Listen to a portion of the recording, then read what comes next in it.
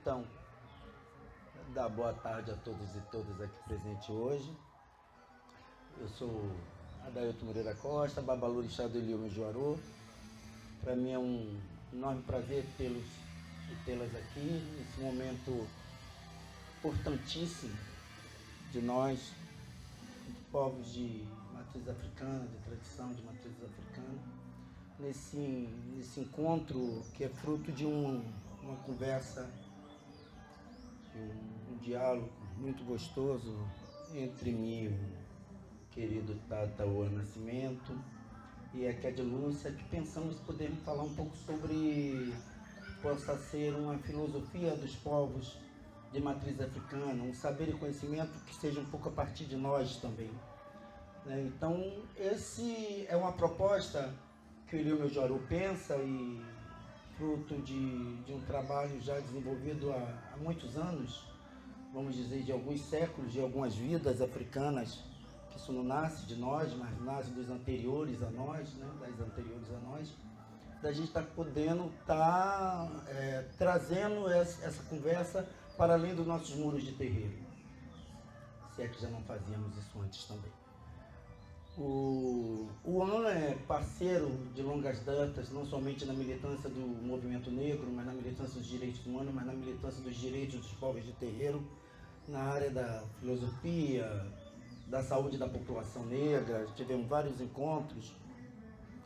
E a Kédia Lúcia Xavier, que é dessa casa, também uma mulher negra, coordenadora geral da ONG Crioula, Organização de Mulheres Negras, uma filha dileta também dessa casa, como todos que estão aqui presentes.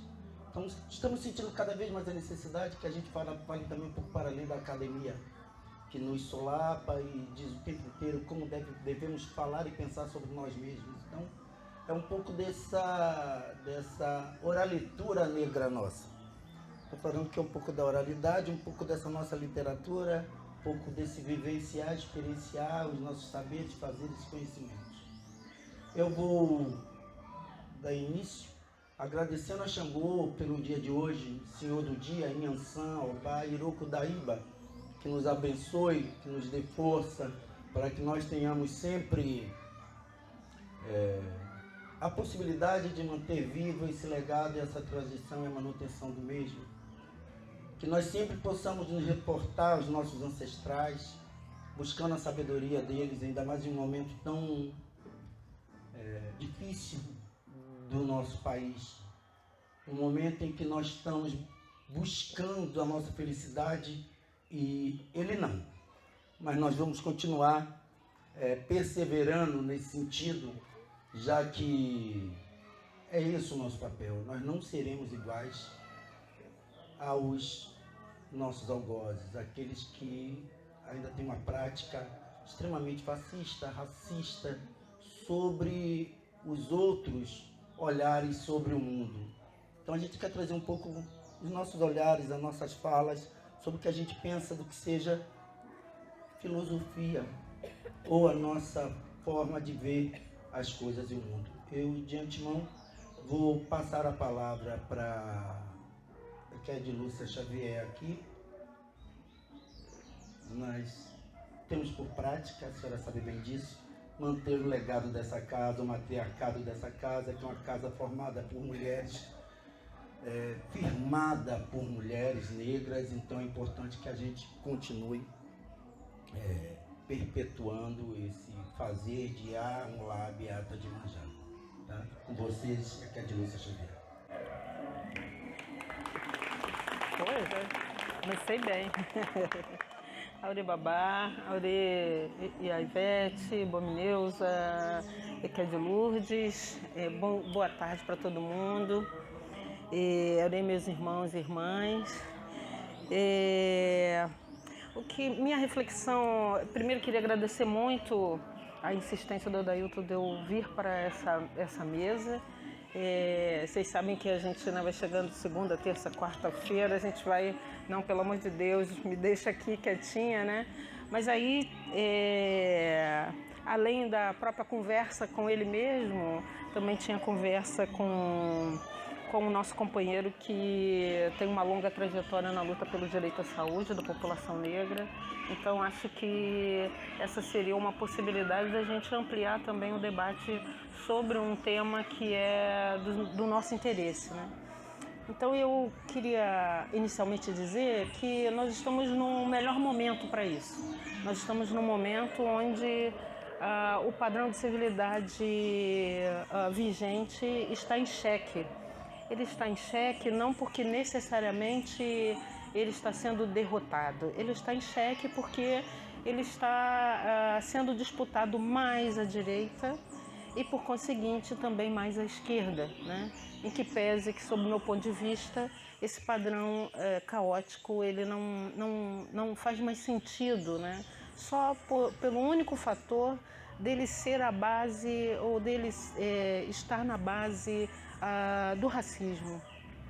Ele sobrevive à base do racismo e a sua própria conformação permite as desigualdades entre nós, permite a violência, permite convivermos com níveis de assimetrias muito maior do que a própria humanidade, a nossa própria humanidade quer conceber, né? quer entender, né? Então, de certa forma, esse momento político que é para nós muito caro, porque não se trata só da disputa para um posto elevado no governo brasileiro, né, de quem vai comandar o país, de como será esse comando, mas também como é que essa ideia de quem somos, como vivemos, como devemos exercer as nossas culturas, as nossas tradições está em jogo, né? E mais do que isso, está em jogo também que tipo de ser humano nós seremos daqui para frente, em que pese que passamos muito tempo para poder constituir a nossa humanidade como algo importante na nossa sociedade. Então, viver esse conflito agora é também positivo e negativo. Positivo no sentido da gente poder reafirmar esses valores, essas tradições, e negativo pelo nível de violência que tem sido produzido nessa disputa. Eu queria lembrar inicialmente que na medida que esse padrão está em disputa, ele usa ferramentas bastante complexas como a violência, mas também como formas de consenso. Ele quer trazer a ideia de que ele é um padrão que é compartilhado por todos nós e por todas nós, como um padrão possível e como um padrão que engloba todas as culturas, todas as tradições, todos os modos de pensar e de viver como natural, né? Então, por isso, ele não é tão rechaçado por nós como devia ser. Ele passa a ser um padrão que a gente questiona as experiências de violência, de desigualdade, mas não pensa em derrubar esse padrão, não pensa em transformá-lo em algo da nossa própria experiência, que a nossa própria experiência vem cunhando ao longo de séculos, né? Por isso, eu diria, o seu sucesso ideologicamente, né? Porque até nós, de religiões de matriz africana, estamos adaptados a esse padrão, imaginando que o que a gente faz é religião e não tradição, modo de vida, cultura, né? Da onde a religião também faz parte, né? Essa dimensão divina, mas que para nós ela se torna uma parte religião e a nossa vida é outra, né? A nossa maneira de pensar e viver é outra. A vantagem que nós temos hoje, parte da oportunidade que nós temos hoje, é um grande legado construído pelas mulheres negras ao longo desse processo de fortalecimento e de expansão desse padrão. Esse padrão não nasceu hoje, né? Ele tem uma série de matrizes, a mais conhecida é a Revolução Francesa, né? Onde a liberdade, a igualdade e a fraternidade eram o ponto-chave, mas esse padrão também se alimentou e se alimenta de diferentes arquétipos, de diferentes sentidos e significados, para mostrar de fato que ele é natural, que ele é a melhor maneira de nós vivermos. Mas não era o que pensavam as mulheres negras quando diante dos processos de escravidão até a nossa abolição e depois da abolição, construíram ao longo da vida nesse país, né? O que elas construíram foi uma tradição. Elas inventaram uma maneira de ser e viver a partir da experiência ancestral daqueles que vieram antes delas e foram cunhando ideologicamente essa vivência que eu me arvoro de chamar de enraizamento. Elas pegaram cada povo, elas pegaram cada cultura, cada divindade, cada alimento, cada sujeito e os transformaram em nações, e transformaram em processos de vida, fazendo com que a gente tivesse uma origem, né? Daí a ideia da ancestralidade, que a gente tivesse uma história, além da própria história da escravidão, e que a gente tivesse passado, avô, tataravô, tataravós, mesmo que esses fossem os orixás, mesmo que esses fossem seres encantados, seres divinizados, que começaram a constituir a nossa própria origem. Então, de fato, somos altar vivo dos orixás, mas também parte constitutiva deles, né? Porque eles são aquilo que nos fez chegar até aqui. Eles são parte de nós e essa dinâmica estruturou cada sujeito negro, negra e daqueles que estavam em desalinho com o padrão, né? Alguns brancos, alguns judeus, alguns outros povos, na construção de uma ideia, de uma tradição que nos trouxe até aqui.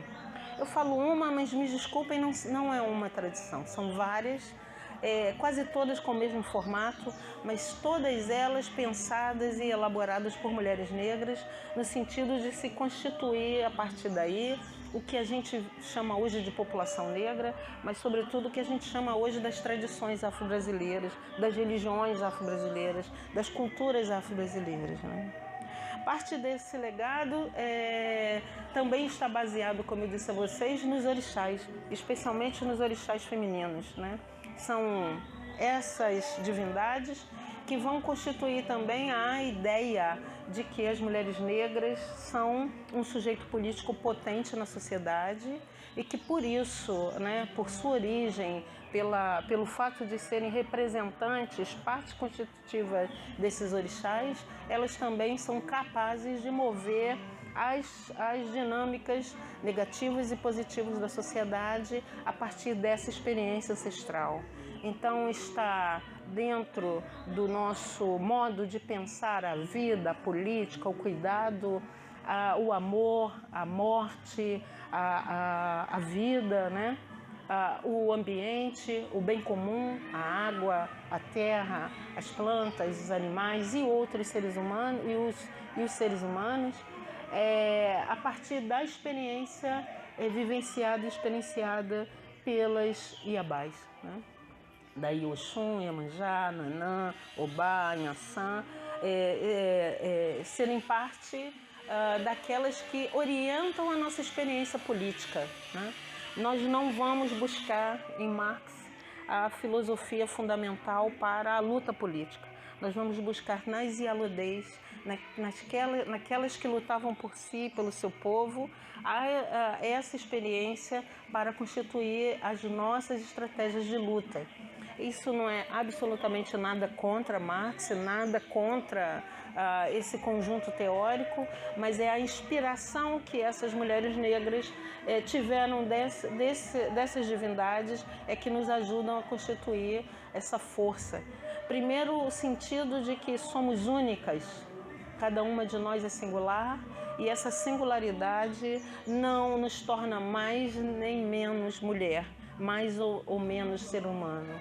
Depois, a ideia de que essa nossa diferença é um valor e ela pode ser experienciada a partir da nossa relação com o outro, levando em consideração o respeito e lembrando que ele é feito da mesma massa que eu, ele é um ser humano, uma ser humana como eu. Em seguida, a ideia de que essa experiência de luta, a experiência de, chamaria eu, entre aspas, de democracia, a experiência de vida em comum é a mesma experienciada por essas divindades, mas também aquelas cunhadas pelas mulheres negras ao constituir os candomblés, ao constituir as religiões e, sobretudo, a constituir quase tudo que nós temos em termos de cultura afro-brasileira. Não há nenhuma experiência das culturas afro-brasileiras em que a mulher não seja central e que também não seja central a perspectiva coletiva. E essa perspectiva coletiva que recentemente eu decifrava para alguém no campo da saúde, dizendo assim: a saúde é um bem, é um direito universal. Ela também, quer dizer, todo mundo tem direito à saúde, né?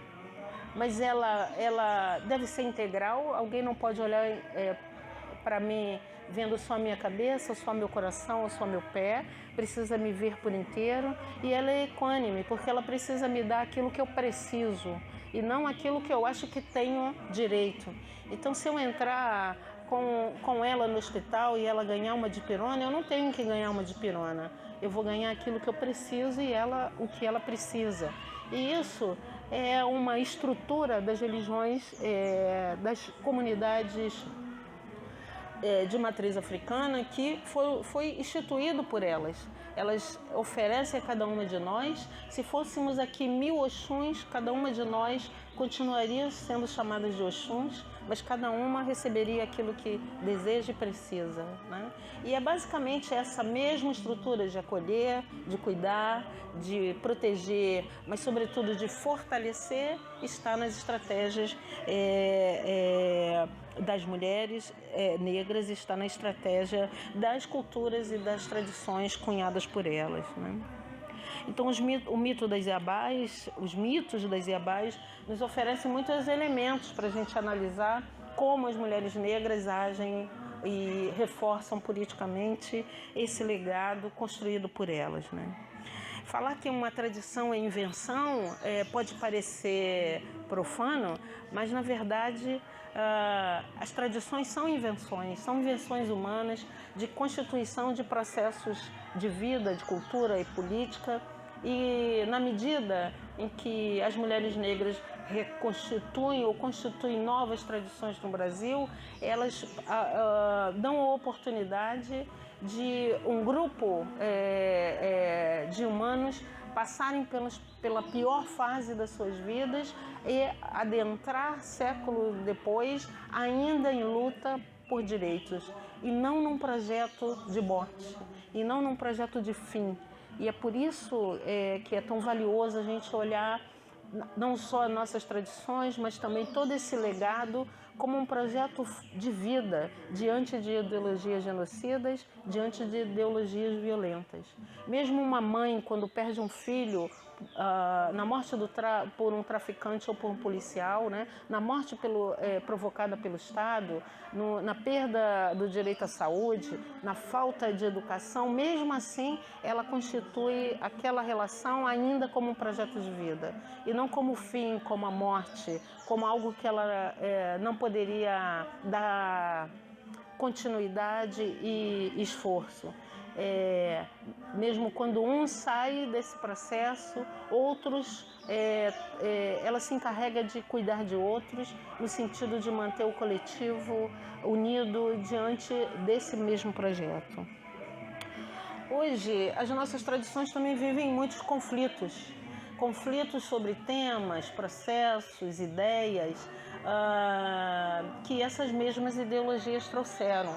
Nós temos essa forma das tradições, mas temos também as ideologias desse padrão que convivem conosco. Então, temos muita dificuldade de tratar da questão da violência, temos muita dificuldade de tratar da questão LGBT, temos muita dificuldade de tratar do tema do aborto, temos muita dificuldade de tratar do tema da violência intrafamiliar e doméstica. Temos ainda muita dificuldade de fazer com que aquelas que nos antecederam que é encontrar formas de trabalhar esses processos coletivamente para dar respostas coletivas a problemas que parecem individuais, mas que estão no cerne do contexto geral, social, coletivo, né? Para elas, e também e creio que para nós também, o indivíduo não é por si só suficiente, bastante, para construir o caos. Esse caos é construído a partir da sua relação com a sociedade, com o contexto, e mesmo sabendo que há aí condições individuais que podem permitir sim a morte, o sofrimento, a violência, mesmo assim, para elas isso estava no contexto do coletivo. Um pouco então para terminar, senão vocês sabem, né, eu gosto de falar, não vou deixar eles falarem mais. Eu queria lembrar que essa construção de tradições, valores e experiência, ela também é feita a partir das experiências individuais, mesmo que necessariamente não seja a persona aquela que deve ser influenciada, ou desculpe, que deve ser aquela que é a dona, entre aspas, do processo. Então, vou trazer aqui o exemplo de Mãe Beata de Iemanjá, que vocês todos conhecem, mas também vou trazer de outras mulheres que agem nesse contexto político, retomando, né, emprestando a sua experiência, a sua vida, a sua personalidade para a construção dos processos políticos. Então, Mãe Beata é essa pessoa, ela parte de processos individuais de luta para garantir a subsistência da família, para afirmar-se como mulher autônoma e livre, e ao mesmo tempo constrói uma comunidade para receber diferentes sujeitos, brancos, negros, homens, mulheres, homossexuais, lésbicas, transexuais, para reconstituir-se ou enraizar-se nesse contexto e se fortalecer para a luta, né? Então ela tem uma vida como mulher negra, 4 filhos, rompe com a relação violenta do companheiro, do marido, muda de cidade e deixa estar que nunca mudou de religião, de tradição, de pensamento em relação àquilo que a fazia a pessoa que ela era, né? E vem ao Rio de Janeiro e, ao invés de ficar quietinha cuidando dos seus 4 filhos, resolve então ampliar essa comunidade, ampliar essa família, estabelecer uma comunidade. E assim como a gente sempre diz aqui, né, ela podia ter feito uma vilinha de casas nesse quintal para ter o seu pé de meia. Ela resolve abrir uma casa e acolher tantas pessoas que passam das 400 e vivenciar seus dramas e encontrar solução para os seus dramas e ao mesmo tempo oferecer-lhes novo enraizamento, nova perspectiva de vida, nova maneira de pensar a sua vida e a sociedade, né?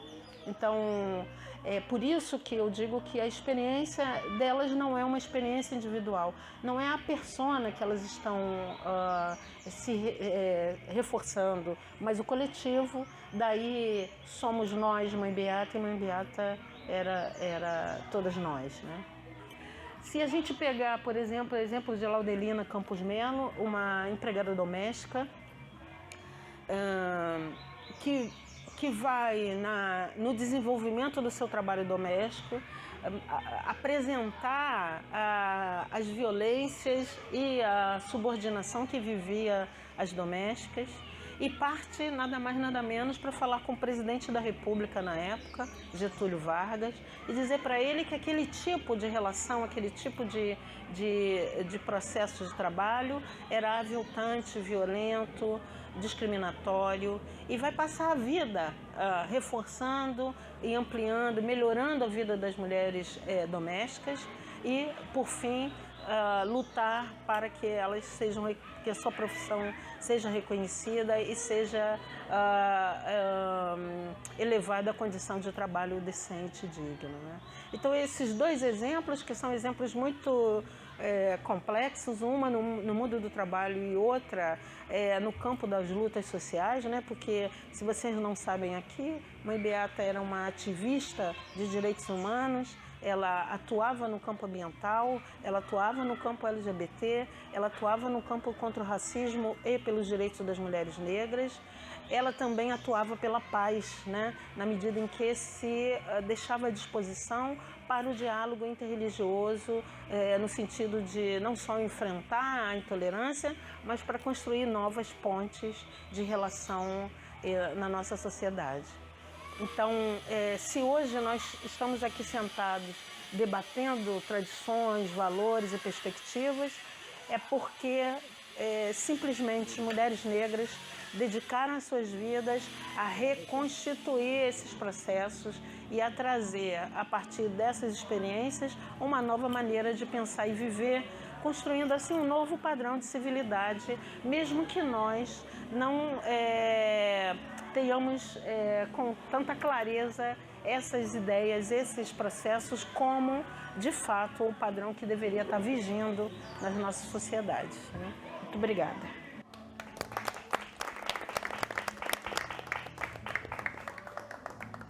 Bom, a gente vai passar a palavra para o Juan. As falas de Lúcia, ela vem de uma perspectiva das Elodês que vai muito além da compreensão do que seja essa representação feminina somente no aspecto religioso, mas de um universo muito mais ampliado do que seja essa potência feminina da mulher. Passar para o nosso tata e filósofo Juan Nascimento. Bom, Kibanagira, Mucuyu, Aure. Primeiro agradecer a Babadeio pela recepção, e sempre muito bom voltar aqui ao meu Juaru. E na sombra desse grupo, lembrar, com olhos de Mãe Beata por todos os lugares, lembrar da história que esse lugar representa, que de alguma maneira faz emanar e dar concretude às falas tão intensas, né, trazidas pela Kédia Lúcia. O combinado, que nunca é combinado com o Adailton, foi pensar de que maneira, né, esse espaço, que tem uma tradição de resistência, se estrutura como uma experiência de saberes e valores que, concordando imensamente com a Lúcia, não faz muito sentido pensar, reduzir tudo isso aqui, todo esse complexo de vivências, experiências, saberes, valores, práticas, a prática religiosa, que é uma entre outras, além da própria noção de religião que está em jogo quando a gente olha para um espaço como esse. A Dailton pedia para a gente discutir a perspectiva decolonial, que é um nome muito em voga, mas que está bem distante do vocabulário do nosso povo. Mas que, embora seja distante do vocabulário do nosso povo, está muito próximo da nossa prática. Eu acho que isso é uma dimensão que é importante ressaltar, como se tem uma coisa que o terreiro desde os seus princípios, é um espaço de desconfiança, crítica, problematização, resistência, invenção e criatividade em relação à estrutura colonial, patriarcal e racista. Ou seja, talvez a primeira grande experiência decolonial que nós tenhamos seja o terreiro. Os terreiros e os quilombos são os dois grandes marcos na história do nosso país de experiências decoloniais. Se por experiências decoloniais nós entendemos essa tentativa de resistir à força do racismo que organizou a estruturação do nosso país. Então acho que esse é uma coisa que a gente não pode esquecer, sobretudo no momento em que as pessoas estão tentando ensinar para as pessoas de terreiro o que é a perspectiva decolonial. quando foi exatamente no Brasil o terreiro que ensinou para a academia o que é o processo decolonial. Então, esse é o meu primeiro marco. E é decolonial no sentido antirracista e antipatriarcal, que é uma dimensão que a gente às vezes esquece. A gente às vezes esquece dessa dimensão e que fica parecendo que essa resistência daqui é um troço muito abstrato, que a gente não sabe muito bem do que está falando. A gente está resistindo a duas coisas basicamente. Há um racismo que nos desumaniza e há um machismo, um patriarcado que relega as mulheres na lógica do racismo, sobretudo a mulher negra, a uma posição,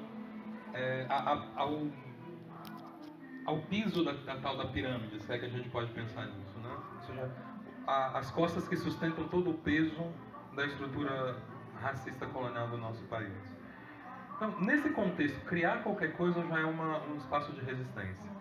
E não foi qualquer coisa que nós criamos. Nós criamos um regime de sociabilidade, nós criamos comunidades. O terreiro, antes de qualquer coisa, é uma comunidade. E é uma comunidade que é cheia de conflitos, que não está todo mundo pensando igual, não está todo mundo desejando igual, não está todo mundo imaginando igual. Mas o que tem de interessante nesse espaço, que é um espaço atravessado por conflitos, é o jeito de que a gente encara os conflitos aqui dentro. Conflito faz parte da vida. E o terreiro entendeu isso, só que ele não vai trazer para a experiência da gente, as nossas experiências individuais, o conflito de uma maneira mortificante, uma maneira que nos destrua ainda mais. O jeito que a gente aprende a lidar com o conflito dentro do terreiro nos fortalece. E fortalece a comunidade. Eu acho que esse é um ponto fundamental. E esse, para ir na contramão dessa interpretação que me parece bastante equivocada da noção de Ubuntu, é o modo como o terreiro vive o Ubuntu. Ubuntu é, antes de qualquer coisa, a ideia de pensar que os seres humanos estão vivendo em constante movimento, e se a gente aqui, nós, começássemos a andar aqui indefinidamente, em algum momento nós iríamos nos chocar, porque movimento, que é axé, que é embuzo, que é rã, causa conflito, causa atrito. E o ponto é, o que nós fazemos com esse atrito, o que nós fazemos com esse conflito? Ou nós nos fortalecemos, ou nós somos mortificados por esse conflito, por esse atrito. E o que o Ubuntu vai chamar a atenção é de que nós devemos, em função de sermos todos aqui parte de uma comunidade, interconectados por uma matriz transcendente ancestral, só para olhar de novo para a Mãe Beata, por uma matriz ancestral que nos une a todas, aqui, neste território, nesse lugar onde os nossos pés pisam, né? E nos ligam. Não faz muito sentido aos meus ouvidos a ideia de ler o Ubuntu como eu sou porque nós somos, porque parece que tem um eu que atravessa na frente de um nós. É porque nós somos coletivos que nós somos. Talvez essa seja uma tradução um pouco mais honesta para a característica do terreiro. Porque no terreiro não tem eu. Eu sou pelo menos, para pensar a tradução iorubá, eu sou pelo menos Ori, Inkosi, Ogum, e esse corpo que vocês veem. Ou seja, nunca sou eu só. Então não tem eu nunca, em nenhum momento. Essa figura que vocês veem já de cara é coletiva, é plural. E isso se instaura dentro de uma comunidade onde todas nós somos ligadas. Não é à toa que a gente está, como chamou a atenção que a Lúcia, estou chamando de mãe. Nós ganhamos mãe, irmãos, avós, sobrinhos, tios, primas, primos. E isso nos coloca sempre numa relação de vínculo. E esse vínculo é fundamental. Quer dizer que a gente não briga com o irmão? Quer dizer que a gente não se atrita com a tia? Não. Quer dizer que esses atritos não são capazes de nos tirar uma humanidade e nos inferiorizar enquanto gente. E foi o que o atrito do racismo fez conosco. Ele tirou a nossa humanidade, nos lançando a um limbo de coisa. Sendo pessoas transformadas em mercadorias e vendidas. Não é? Eu acho que esse é um processo de resistência que o terreiro faz. Né? Vamos continuar tendo os nossos atritos, que são nada mortais. Mas é um atrito, um conflito que surge pelo fato de que nós sejamos diversas e diversos, nós não somos as mesmas pessoas, não pensamos iguais e estamos sempre em movimento. Estando sempre em movimento, vamos ter atrito. O que nós temos como horizonte? Manter a vida em comunidade, articulada, mesmo com os conflitos acontecendo. Isso é o que o terreiro nos ensina. O terreiro está dizendo, olha, o mundo não vai ter problema, você vai sair lá fora, tem paz para todo lado. Não é assim que funciona. A paz é um horizonte que a gente busca. Né? E mesmo Ogum, o guerreiro, guerreia para que um dia a guerra acabe, não para que ela continue indefinidamente. Né? Então, efetivamente, o que a gente tem aqui é uma realidade que sabe da existência do conflito e que tenta fazer alguma coisa de produtiva com ela. Então, esse é o primeiro ponto. Este é um lugar de resistência, mas que hospeda o conflito, nos fortalecendo, aprendendo a viver com eles. E na contramão disso tudo, né, emerge um fenômeno que nos desqualifica, inclusive, como processo de resistência, que é o que eu tenho chamado há algum tempo, eu contava agora há pouco para Dailton, de um pouco da história dessa relação, de como nós, no início da década, numa reunião em Brasília, conversávamos em torno de um plano que tinha sido pensado pelo início do governo Lula, de proteção à liberdade religiosa e promoção de políticas públicas para os povos e comunidades de terreiro. Acabou não saindo porque a bancada evangélica vetou o negócio, a Casa Civil não publicou, não homologou esse documento. Mas ele foi construído em parceria, inclusive, com o povo de terreiro, e nessa reunião estavam, né, duas figuras centrais para essa discussão, que foi a nossa mãe, a Beata, e Macota Valdina, que à época difundiu uma ideia muito importante que não fazia muito sentido para a maior parte das pessoas que não faziam esse vínculo entre a discussão de racismo e o terreiro, que era a ideia de que elas não estavam interessadas em uma política de combate à intolerância religiosa, que elas não estavam interessadas em serem toleradas, elas queriam ser respeitadas. E depois, numa discussão, numa dinâmica que aconteceu lá, depois de algum tempo, as perguntas que nós fizemos eram por que ainda hoje, mesmo com uma Constituição, com um estatuto legal, que em tese protegeria qualquer confissão religiosa dos ataques, e elas continuavam sendo atacadas, né? E Mandetta falou, olha, o negócio é que a gente não é perseguido porque é religioso. A questão é que ser religioso não é o nosso problema. Nós somos perseguidos porque nós somos mantenedoras de uma ancestralidade negra. Então o que está em jogo aqui é um racismo de novo. É um racismo, e foi aí que essa expressão surge nessa discussão com Mãe Beata e com Macota Valdina, essa ideia de racismo religioso. E o racismo religioso tem dois aspectos. O primeiro desses aspectos é negar a nossa herança negra. E aí não importa qual a cor que nós tenhamos aqui. Porque a ideia de igualdade negra não tem a ver com supremacia de cor. Isso é para começo de conversa. A igualdade negra não tem a ver com uma supremacia negra. Tem a ver com anular as hierarquias de cor, que foram as estratégias utilizadas pelo racismo.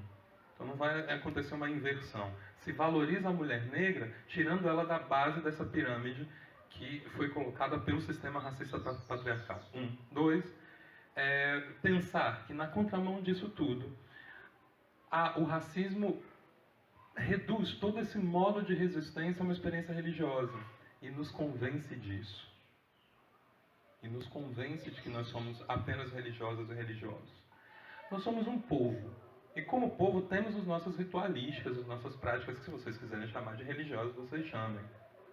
Mas somos mais que isso. Aqui nós aprendemos a dominar uma língua. Aqui nós aprendemos um modo de organizar as relações com a natureza. Aqui nós aprendemos um modo de organizar as relações com as outras pessoas. Aqui a gente aprende um modo de organizar a relação com o Estado que nos persegue e criar estratégias de resistência. Aqui nós aprendemos um modo de lidar com a hierarquia que não é destrutivo, como resistência a um modo de hierarquia que veio da tradição racista, porque o racismo também é uma tradição que é uma hierarquia que mata, é uma hierarquia que desumaniza. A hierarquia que está aqui é uma hierarquia que nos faz entrar numa escalada para sermos cada vez melhores no coletivo. Não é uma hierarquia que humilha ninguém, que inferioriza ninguém. Nunca foi vergonha botar a cabeça no chão. Nunca foi, inclusive porque o chão é o que nos sustenta a todos. A gente está saudando esse chão a cada vez que vai com a cabeça para o chão. Onde que isso foi humilhação? Nunca foi. A nossa hierarquia É uma hierarquia que nos empodera, que nos fortalece. Não uma hierarquia que nos desempodera. Então a gente aprende muitos valores aqui. Nós aprendemos a cuidar do corpo de uma maneira integral. Nós aprendemos que acolher, que escutar, que poder falar e ser ouvida é uma estratégia fundamental para ter saúde. Que se eu tenho uma necessidade de alguma coisa qualquer, antes de procurar a folha que vai me ajudar eu vou ter que falar com a mãe de santo antes, eu vou ter que falar com a mais velha antes. E aquilo já não me coloca numa outra onda de relação comigo mesmo e de falar com as outras pessoas. Isso é saber, isso é conhecimento. Hoje está todo mundo falando no SUS em estratégia de acolhimento como um passo fundamental, não é para pensar numa ideia de um SUS humanizado. Quando foi que o terreiro não teve isso? Às vezes a pessoa passa do portão para cá, o que ela precisa é de um tempo quietinha sendo ouvida. Às vezes depois ela está desistir para o jogo, ela nem precisa mais, ela está aliviada porque ela teve essa experiência de falar e ser ouvida. Porque não é que a gente não tenha voz, não, porque muitas vezes as pessoas não estão nem aí para o que a gente está falando. A pessoa está aqui, a outra se desliga, não nos considera como humano. A outra pessoa está ali prestando atenção naquilo que você está dizendo. Isso é parte do nosso sistema de sociabilidade. Isso tudo é saberes. Aí vem uma ideia e reduz tudo isso à prática religiosa. Quem está aqui no terreiro, vocês chegaram aqui há bastante tempo, né? Pelo menos eu cheguei aqui de manhã ainda, uma parte importante de vocês estava aqui. A gente passou um tempinho cumprimentando os orixás, né? E depois fomos fazer a nossa tarefa de coletividade. Então isso que seria ritual, foi um tempo muito pequeno da experiência que nós passamos aqui. Quer dizer que a gente separa o sagrado do profano? Não, que não é disso que se trata. O ponto é que a gente não está o tempo inteiro fazendo ritual, é só isso. Então a gente não pode classificar toda essa experiência como religiosa, embora a espiritualidade esteja ali o tempo inteiro, ela esteja em nós. Então não faz sentido, a não ser sob uma perspectiva racista, reduzir toda essa experiência a um traço religioso. Mas se a gente quiser usar a ideia de religião, que aliás é uma ideia muito importante, porque quando vocês lembram, inclusive uma coisa que Mãe Olga participou ainda na década de 80, que foi do manifesto contra o sincretismo religioso, uma coisa que a gente não se recorda, aquelas velhas Yalorixás e Madoné, elas estavam protestando por uma coisa que era a humanidade. E foi ali que a discussão com o secretismo surgiu. Elas não estavam tentando defender uma ideia de religião. Só tinha um negócio. Para a sociedade racista, que é a nossa, só humanos têm religião. Os pretos não são humanos, logo, não têm religião. Elas estavam numa defesa de uma humanidade. Então elas estavam tentando retirar os cultos da tradição de matriz africana desse espectro da seita ou do animismo fetichista para essa esfera do dignamente humano. E é ali que essa discussão entrou.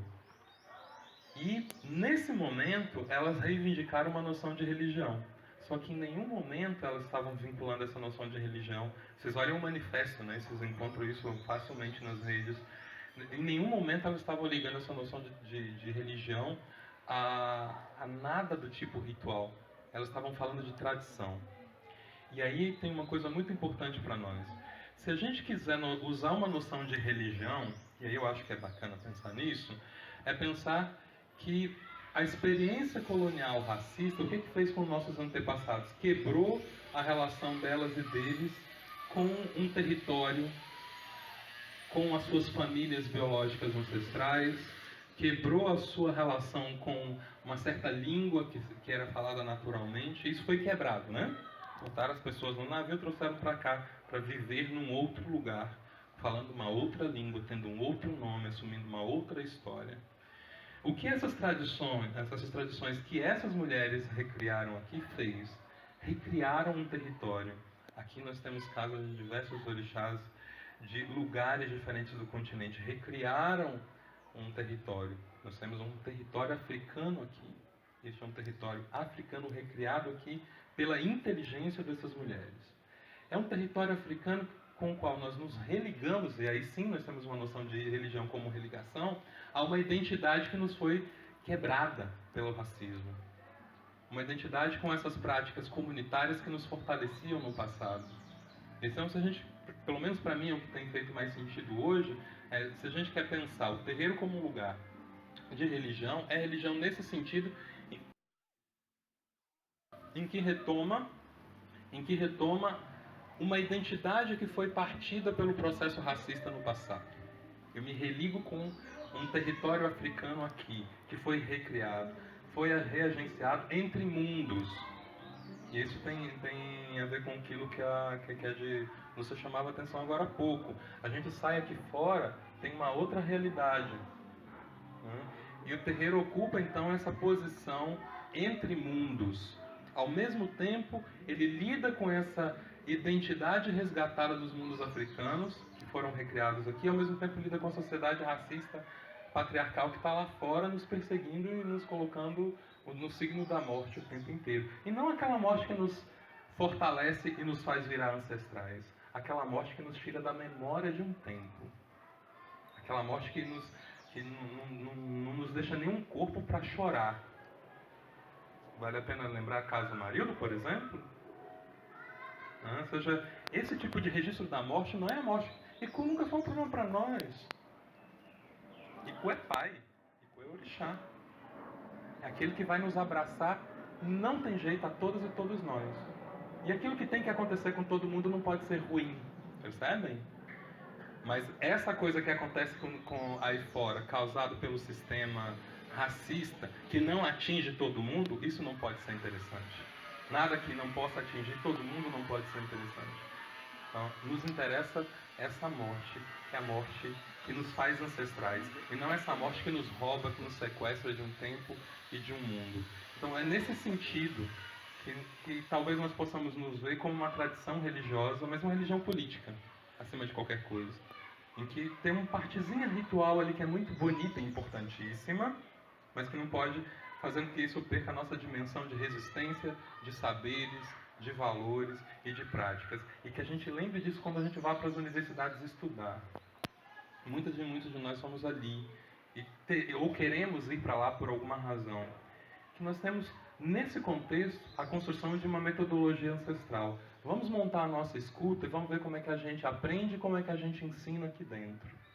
Como é que os saberes são transmitidos e como é que a gente faz com que eles circulem. E vamos ver se isso funciona em outros espaços, que talvez isso fortaleça também o modo como a gente está interessado em proteger e valorizar a tradição que foi criada por essas mulheres.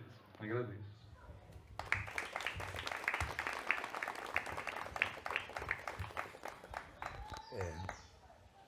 Parabéns. Agora é o grande desafio. São falas distintas, né? Mas com um único sentido e propósito. Quando nós pensamos um pouco desse encontro, eu estava pensando exatamente nessa possibilidade de integralidade que é comum a todos nós de matrizes africanas, que a gente compreende que nós não há um antagonismo entre ser de terreiro e estar na sociedade moderna contemporânea. É como se houvesse uma dicotomia, eu sou de terreiro dentro do meu espaço, desse território que o Juan tão bem colocou, e sou de terreiro lá fora. Eu sou um orixá dentro deste território, sou nesse outro território que também deveria ser meu lá fora. Mas a sociedade prima em dizer o tempo inteiro que eu estou entre lugares. Eu não estou em lugar nenhum, na realidade, no que se refere a um reconhecimento do que seja essa identidade negra, que é constantemente espoliada, violentada. Não estou querendo com isso falar de uma forma tão negativa do que seja a experiência em ser de terreiro, muito ao contrário. Eu acho que o terreiro tem muito a contribuir. Há uma frase, um conceito, vamos dizer assim, dito, das mulheres negras do terreiro de Babaigun, que elas, quando verem Babaigun, elas dizem Atelério, que quer dizer exatamente isso. Você é anterior a mim.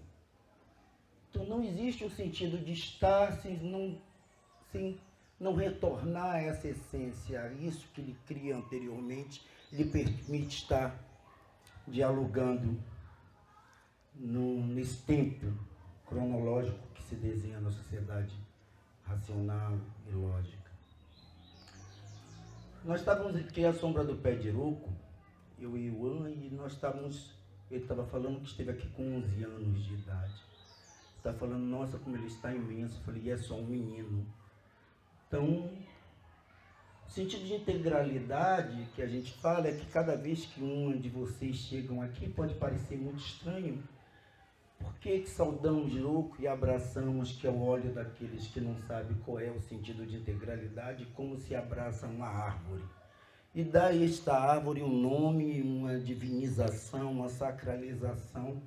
Eu acho que é isso que o Iwan e que Lúcia tão bem colocou. Não há esse apartamento da relação de povos de terreiro com a natureza como ela estivesse a parte de nós, assim como nossas divindades e os nossos orixás. Eles estão em nós, seja aqui ou fora dele. O terreiro Ilhéu Juaru, a gente tem uma fala e um dito máximo nosso que é Odé Atinsá Funará. Oxóssi é um corpo só para todos nós. A gente poderia fazer uma leitura mais profunda do que se fosse um Ubuntu para nós, né? Que exatamente a gente não consegue se compreender, nem se encontrar se não for sendo nós, para que possamos realizar o que quer que seja. Seja na relação da criança e do adulto, do idoso, da idosa, no terreiro. Esse sentido da hierarquia, ela não é confundida para nós com o sentido de hierarquia atrelada à tirania, muito pelo contrário. A hierarquia ela é totalmente associada no terreiro enquanto sabedoria. Quando a gente chega para um e diz Ebome Neuza, ou minha mãe Neuza, a palavra Ebom está querendo dizer você é mais velha do que eu, portanto tem mais tempo no mundo e tem mais sabedoria a me ofertar. Então, o respeito à hierarquia é nesse sentido, que o mais velho ele tem mais saber, não somente no âmbito religioso, porque senão a gente vai ficar caracterizado somente na questão ritualística, e não só, mas na relação de integralidade que ela tem com o todo, com o meio, com as coisas e com os seres. E há, ao longo desse 1 ano e 8 meses que ela foi buscar peixe, com Iemanjá e resolveu ainda continuar passando a sua rede e reunindo o seu cardume para todos nós, ela deixou um exemplo muito vivo do que é esse sentido de continuidade ancestral. Porque foi a partir desse saber, da não personalização da figura dela enquanto uma referência de mulher negra, de alorixá, de nordestino, de mãe, de empregada doméstica, de escritora, de griot, sábia, pós-doc em vida negra, né, que se torna uma grande referência nesse sentido para todos nós, de militante, ativista, mas de como é esta mulher que representa o continente a partir do momento que ela é dadivosa. Ela acolhe a todos e todas aqui dentro, tenta fazer de todos nós esse cardume Iemanjá. Diz que Iemanjá é a mãe cujos filhos são peixes, e os mares é compostos de vários peixes. Alguns um pouco mais ariscos, uns um pouco mais agressivos, outros um pouco mais dóceis. Mas essa mãe que nos ensina a pisar nesse território é essa que faz que todos os peixes venham para a sua rede. Ela vai tratar de cada um distintamente, tentando fazê-los com que consigam se compreender e trabalhar na coletividade, na comunidade. Ao longo desse 1 ano e meio que nós estamos vivendo, experienciando esta não presença física, foi o momento que nós mais a sentimos presente. Foi um momento que ficou colocado dentro dessa comunidade em nossas vidas, não somente religiosas e ritualísticas, do que é se plantar uma semente e poder se colher os frutos da árvore que foi plantada. Foi um ano que mais essa comunidade terreiro pode se reunir coletivamente em cima da proposta do projeto de vida para todos nós, do Iliaxel Mijuarô, e também referência para outras comunidades de terreiro no que se refere à importância deste coletivo enquanto empoderamento de nossas falas, de nossos corpos e de nossas mentes. Foi um momento que mais nós podemos nos olhar, poder ver que, a partir desse olhar e dessa proximidade entre pares, ver de que forma nós poderíamos nos fortalecer para suportar a ausência física. E foi nesse momento, em cada olhar de um com o outro, a gente experienciar de que ela estava dentro de nós, consequentemente Iemanjá também. Foi o ano que eu mais viajei, fui convidado para tantas atividades e eu pude estar em lugares maravilhosos. Então, cada lugar bonito que eu via, a sensação que eu tinha da beleza dos lugares e dos fatos que se davam, é que minha mãe estava vendo através de meus olhos. Eu tinha a nítida impressão que cada emoção que eu tinha era porque Iá estava feliz de estar vendo aquilo tudo. Era uma presença física. E aí não é somente pelo fato de ser filho biológico, mas dessa ancestralidade viva que se permite e possibilita que a gente sinta essa matriz e, mais do que isso, essa motriz africana, esse impulsionamento à vida e a não personalização da figura dela, para que o culto, a cultura, se for pensar, culto vem de cultura, que a cultura não iria se extinguir com essa ida dela ao mar. Muito ao contrário, o legado ficou muito mais forte. O compromisso com essa semente plantada, ela se redobrou, e eu acho que muitos de nós aqui presentes podemos, aliás, a gente pode observar isso nitidamente, que foi a partir desse chamado de que o meu povo tem que estar unido e forte, nós podemos realizar diversas frentes nessa casa, não somente da reestruturação física, mas também dessa revitalização da importância do axé plantado. Isso é ser dadivoso, né? Isso é uma experiência que a gente vai adquirir também das diversas culturas e matrizes africanas que legam a gente esse sentido de unidade, de comunidade, de coletividade. Foi um ano que nós pudemos superar desafios, porque essa partida de Iá nos fez refletir que a superação era necessária da figura daquela abelha rainha em sua colmeia, para que se mantivesse o mesmo nível de pertencimento e de comprometimento com esse legado ancestral, político, cultural, e aí é o que o Juan disse, também religioso. De posicionamento frente à realidade que a gente observa hoje na sociedade brasileira, com esse acirramento dos mecanismos de opressão através do fascismo, do racismo, do machismo, da misoginia, né, da homofobia. Então, o momento de ir ao mar foi um momento de dizer: vocês agora têm o compromisso de dar sequência a isso que está plantado aí. Então, o Ilhéu Mijuarô é uma comunidade que ela está além para o aspecto somente da religiosidade. É uma comunidade que vai nos preparar para as diversas superações da própria vida, seja no âmbito profissional, acadêmico, intelectual, político, porque as pessoas primam em dizer que nós vemos racismo em tudo. Exatamente. Tudo é perpassado e olhado pelo outro sobre nós por uma ótica de inferiorização, negação e de violência de nossos corpos e mentes negras. Até a relação que se dá hoje, que as pessoas legam ao candomblé, o candomblé está se distanciando de sua essência pura.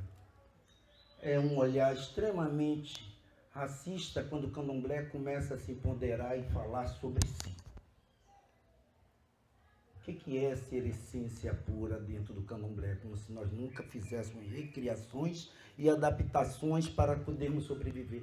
A gente teve que sobreviver à escravidão, a gente teve que sobreviver ao Estado Novo, teve que sobreviver à ditadura, teve que sobreviver. O tempo todo, assim, nós resistimos. Eu resisti sempre em cima da dor, eu estou para além do resistir, eu estou muito mais para reexistir daqui para frente. Eu preciso reexistir para que as pessoas possam começar a me olhar não enquanto um produto de prateleira de mercado. Não como se nossa cultura e nossa tradição não estivesse ofertada, pronto a hora que cada qual pudesse lá pagar por esse produto e levar.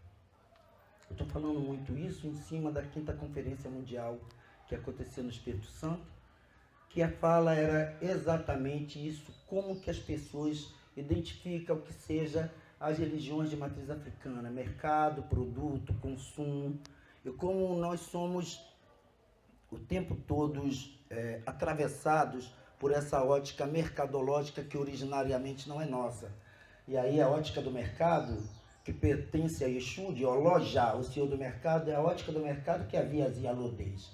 E essa ótica do mercado era uma ótica de um mercado coletivo, e que ele tinha o caráter específico de criar a unidade, de discutir, de dinamizar, de trocar, de trazer as informações pertinentes à comunidade, as comunicações que pertenciam àquela comunidade, os fatos relevantes que eram importantes, que se travavam ali na feira, e de como essa ótica do mercado que adentra as nossas comunidades de terreira, ela é nociva porque ela é totalmente neoliberal e faz com que nós nos distanciemos deste que seria o ideal de pensar coletivamente nossa comunidade. Eu trago essa reflexão e constatação porque a gente percebe que cada vez o mercado que comercializa e mercantiliza os nossos saberes e fazeres, ele é um mercado que nós não estamos lá no que se refere aos meios e modos de produção. Não estou fazendo apologia a marxismo, não.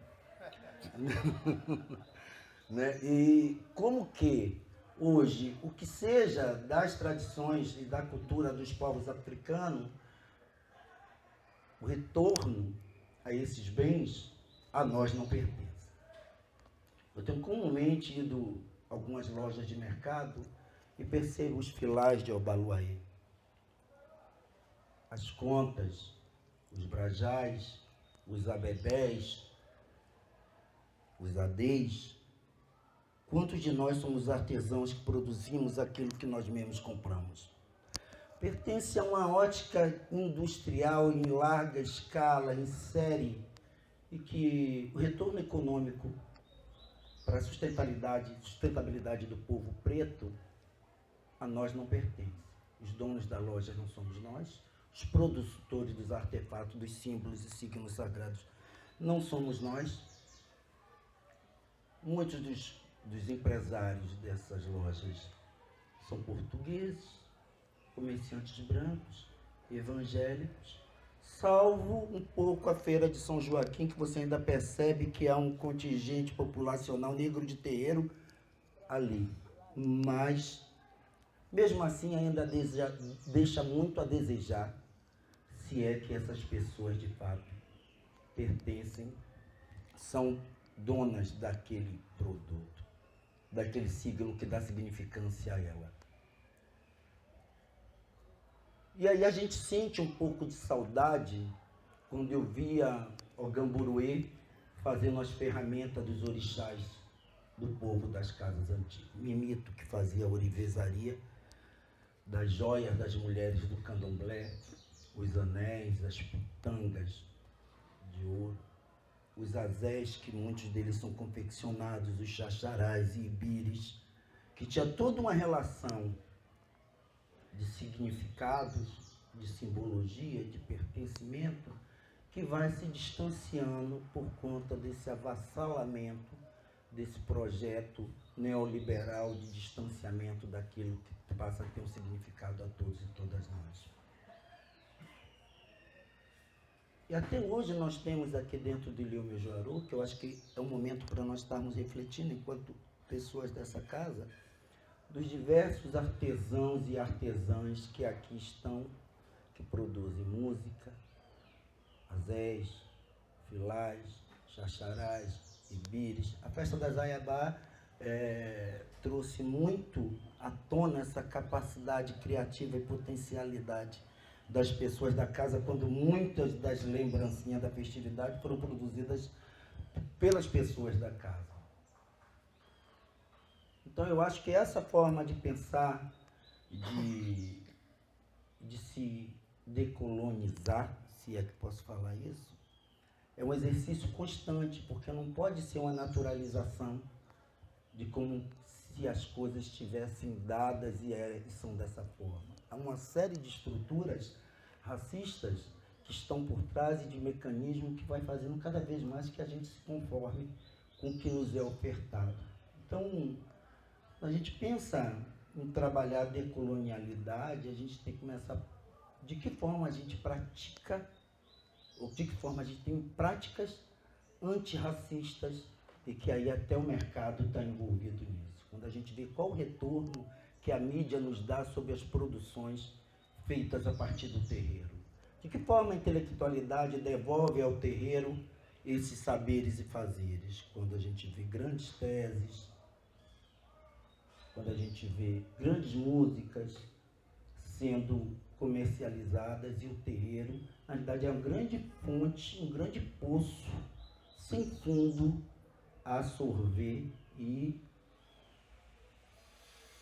abastecer uma sede voraz que não cessa. Eu creio que a minha ida para a academia, agora sou mestre pela Universidade do Estado do Rio de Janeiro, só me fez refletir cada vez mais. A questão do lugar de fala possa parecer um jargão e panfletário, vem um outro tipo de reflexão de que lugar de fala eu estou falando sobre mim.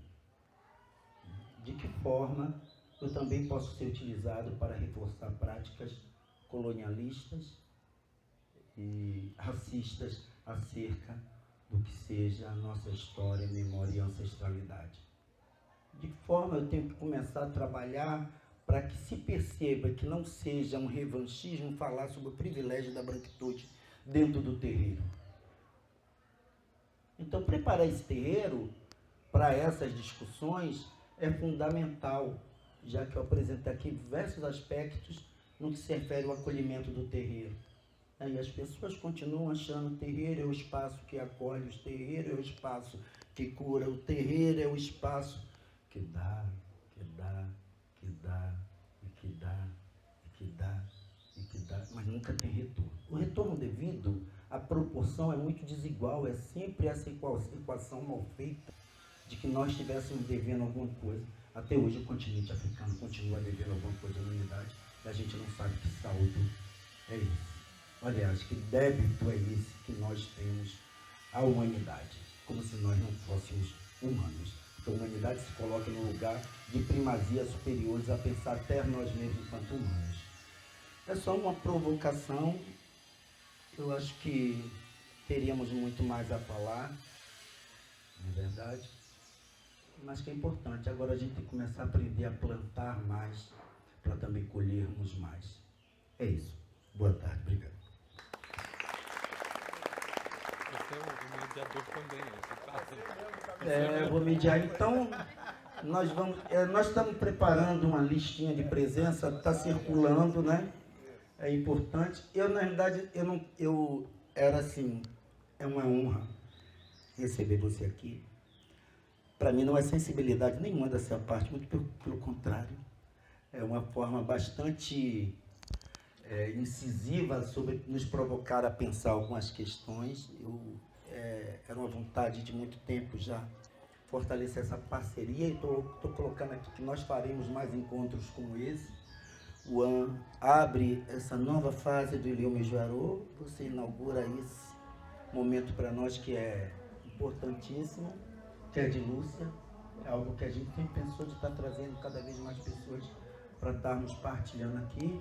Otaí, parceiro de sempre, né? Não tem muito como dizer eu não posso, sempre estar presente, punho para estar fortalecendo nossas discussões, o Leafro, a Rural, aí, eu acho que a academia tem um papel crucial nesse sentido, mas aqui sempre será assim, o terreiro chamando.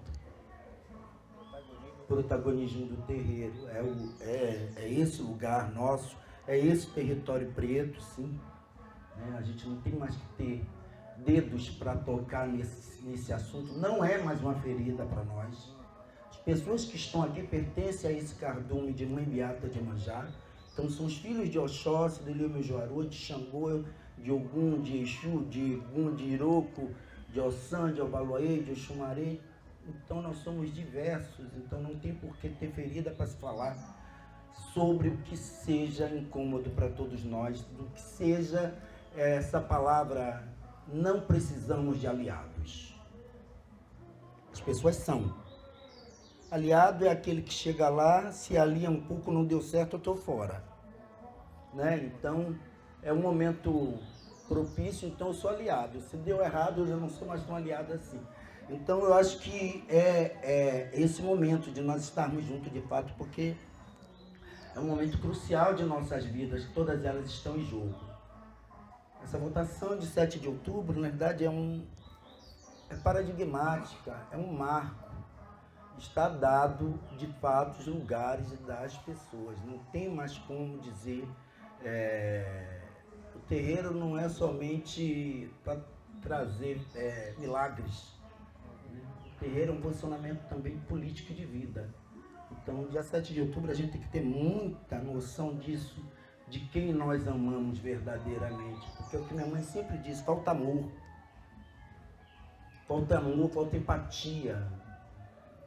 Está faltando isso um pouco na humanidade. Então está faltando muito isso no Brasil. Né? O avanço do fascismo, do racismo, desses ismos todos aí, está complicado. Então, é essa nova etapa do Ilhéu Mejuarô. Faremos mais encontros. São primeiro de diversos passos que nossos passos não vêm de longe, nossos passos sempre estiveram aí e tentaram cortar.